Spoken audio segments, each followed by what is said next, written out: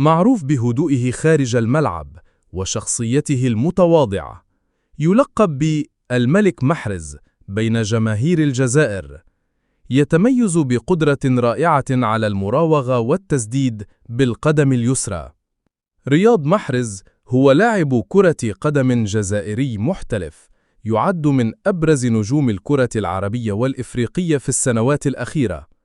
إليك نبذة عنه. الاسم الكامل: رياض كريم محرز. تاريخ الميلاد: 21 فبراير 1991. مكان الميلاد: سارسل، فرنسا.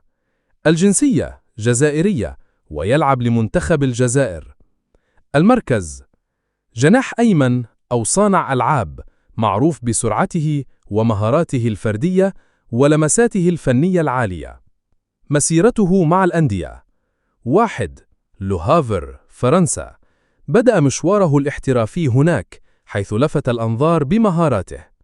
2. ليستر سيتي، إنجلترا. انضم للنادي في 2014. كان أحد أبرز نجوم الفريق الذي فاز بشكل تاريخي بالدوري الإنجليزي الممتاز موسم 2015-2016. حصل على جائزة أفضل لاعب في الدوري الإنجليزي الممتاز من رابطة اللاعبين المحترفين في ذلك الموسم. 3. مانشستر سيتي، 2018-2023. فاز بعدة بطولات مع الفريق، منها الدوري الإنجليزي الممتاز وكأس الرابطة وكأس الاتحاد الإنجليزي ودوري أبطال أوروبا 2023. الأهلي السعودي من 2023. انتقل إلى الدوري السعودي ضمن موجة انتقالات كبيرة ضمت نجوما عالميين.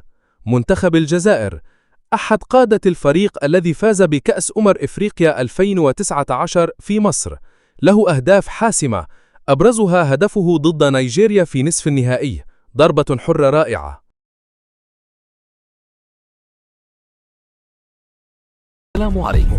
لا تنسوا الإعجاب بالفيديو والاشتراك في القناة تشجيعا لنا لنستمر بنشر المزيد إن شاء الله.